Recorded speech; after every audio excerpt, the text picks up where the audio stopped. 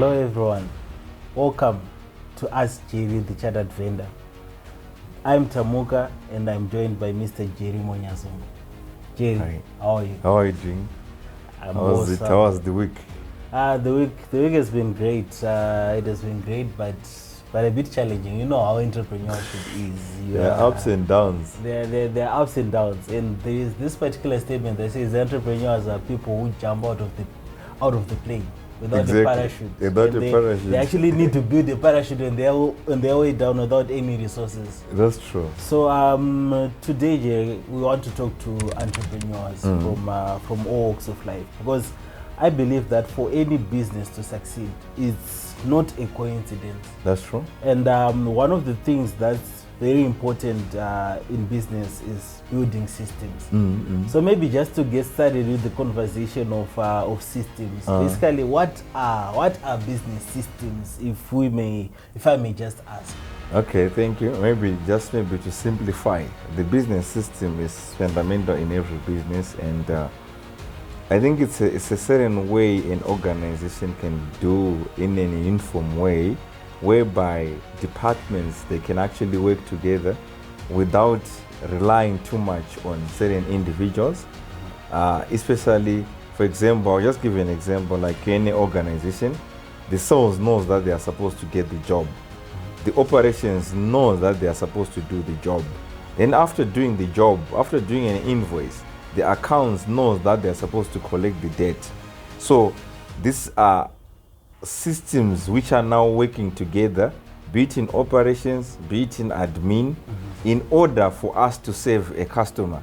So we are saying whether you're providing service or you're actually selling a product, it's a certain way, a uniformity, whereby we're saying if it takes 15 minutes to do a certain job, we're supposed to take 15 minutes, despite who is actually doing that job.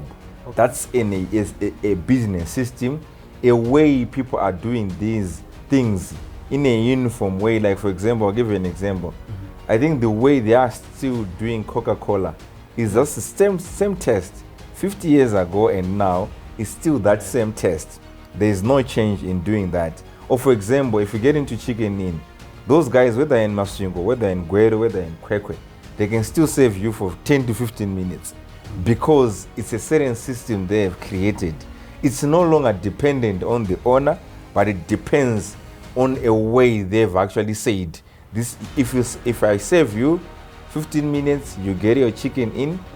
That's how they are doing things. So it's an informative way of doing things, in an organized way of doing things in a company, which doesn't depend too much on humans.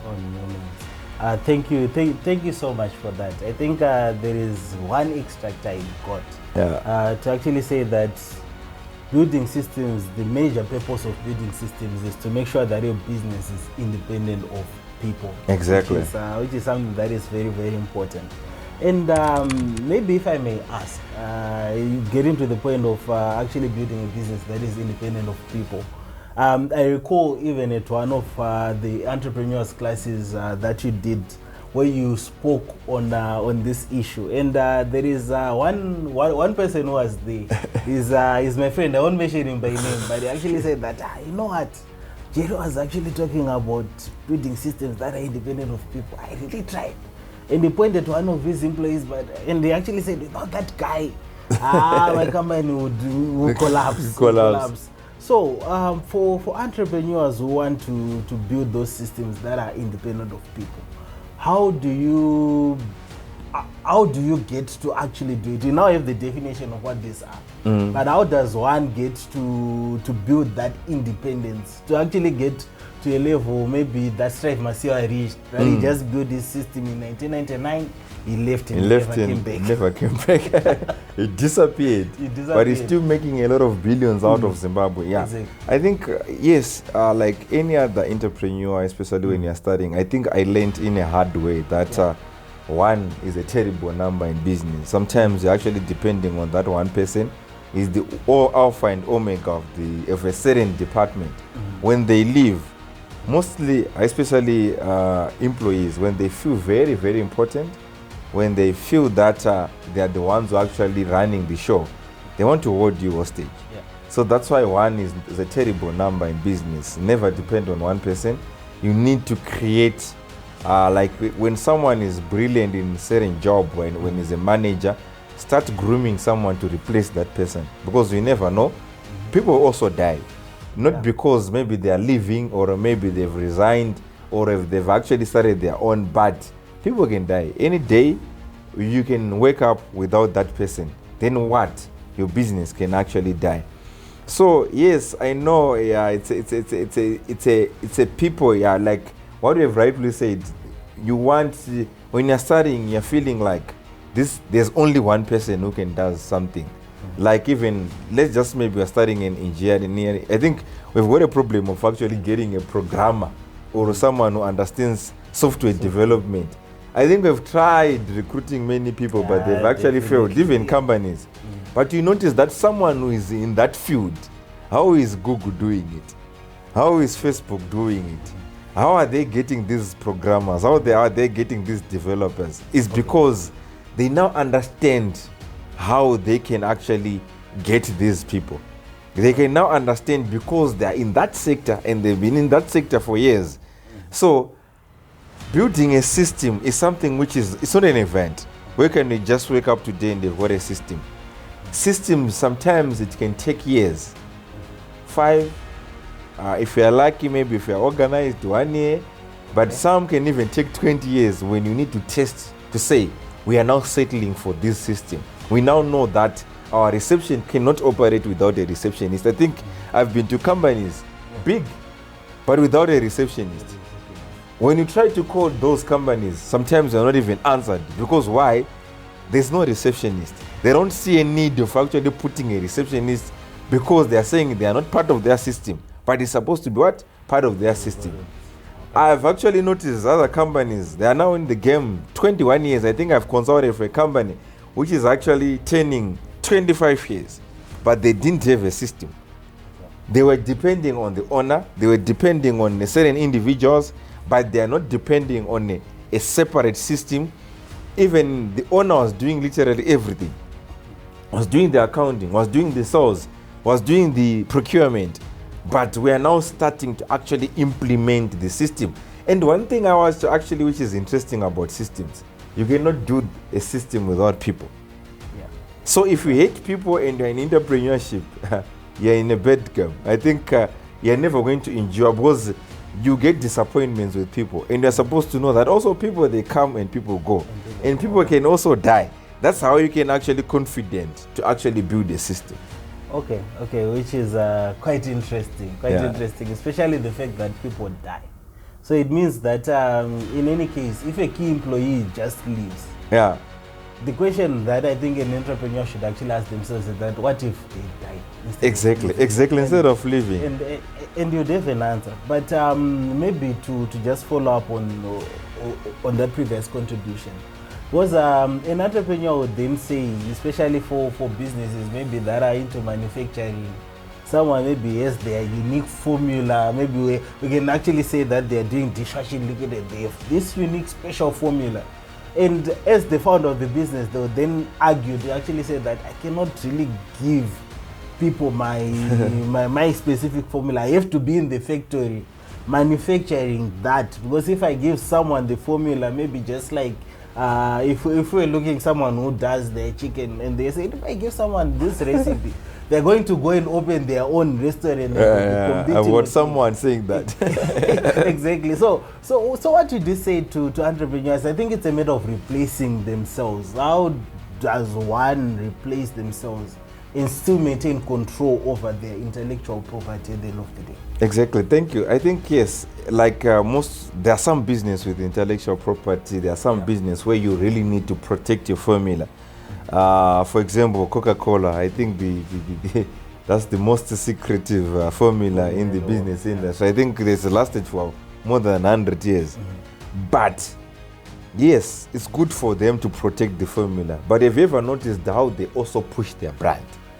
Because yes, they've tried protecting that formula, but someone just came up with Pepsi, which is almost equivalent to what to Coca-Cola. But these guys are still in business. These guys are still competing what I would just say to an entrepreneur, focus on building a brand, not focusing on actually protecting. Yes, you can protect your intellectual property, you can protect your formulas, you can protect whatever you can protect, but soon or later that formula can be out in the market. Someone can even have a better formula than you. For example, we bring it back even in Zimbabwe, we've got chicken in, we've got chicken slice. In Zambia, maybe they've got Nando's, they've got your Hungry Lion. Those guys, the reason why they are unique, I think they've got plenty of employees who have actually passed through Chicken Inn. Some of them, they actually know that formula in and out. They're recruiting 50 a day at one point in time. They are still recruiting. Every Tuesday, they are recruiting 50 people in Grenade. They've recruited now. Weekly, they are now recruiting 50. But they used to recruit 50 a day. So all those people, they are passing through the system. They are getting all those formulas. They are even mastering how the system is done. But those people, they've opened their Eaten Lake, they've opened their chicken slice, etc. But can they really compete against the Chicken Inn? They can't. It's not because of the chips. It's not because of the spices they are putting into their chicken. But it's because of the brand. So as an entrepreneur, someone who's starting a business today, someone who's been already in business, focus on building a brand. That's the only way you can compete against someone you would think they are your competitor. Because remember, you're fighting internal and external competition. Thank you very much for that. So you've heard it, focus on building the brand. And maybe just to go to our last question, Jay, I think for a lot of businesses, especially in Zimbabwe, but I don't think it's a Zimbabwean problem only. It can actually, it's an African problem at the end of the day. One of the things about businesses in Africa, you actually find that there are very famous businesses. I think there are very famous businesses that we grew up knowing. To actually say that this guy had maybe 50 buses, another one had 20 lorries, another one had 50 shops. And some of these businesses, if they were there today, they would have even been competing with OK. But one thing that is seen, especially with our Zimbabwean business people, the moment they die, the business dies with them at the end of the day. So when it actually comes to building a timeless business, a business that survives the test of time, we're talking of Coca-Colas. I think the guy who found Coca-Cola long died before, way back. Even if you look at Apple, Steve Jobs, I think he died in 2014. But right now, Apple, I think since the death of Steve Jobs, I think Apple now is valued at over $3 trillion, which is bigger than Africa's economy. Exactly. If we are looking at it. So, how does one get to build a timeless business, a vision that precedes them? Yeah, I think actually what we are supposed to understand is the reason why our bus owners, I think we're popular ones. Yeah. Right now we cannot even see a Kombi which is written in their name. It's because people, they don't want to quit. We feel like maybe we are manufactured at Zisco Steel, we are going to live forever. So I think when you are starting each and every day, this thought actually comes into my mind to say, if I'm not there, what is going to happen to the company which I'm running? So I should start now putting successes in time to actually say, if you want maybe your team to actually benefit from you, give them everything. That's where now is, I can't hide from the people who are going to be my successors. They need to know everything. If they're passwords of the banks, sometimes they need to know. Yeah. If maybe there's a certain way I do things, if I'm depending 80% of the revenue, if it's coming because of me, it means that company has got chances to actually collapse. But I always want to actually having other people rescue the company when we are going down. When things are not moving, I want one of my team members to actually come up with a formula to actually build this company. So the thing is, what I will actually tell entrepreneurs to say, every day starts to think when you are not there. Firstly replace yourself. Okay. Don't worry about replacing other people in your company. first worry about how am I going to replace myself.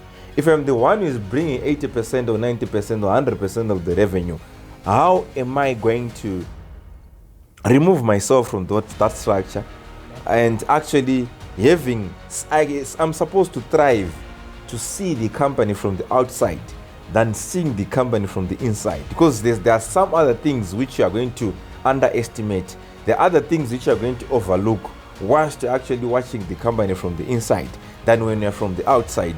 So we are saying, whilst you're still alive, you can start testing on that company. Can it survive without me in present? Can these guys unite? Leave them for a month, leave them for a week. Can you still see a company running? Can they still have that revenue? Can they still operate?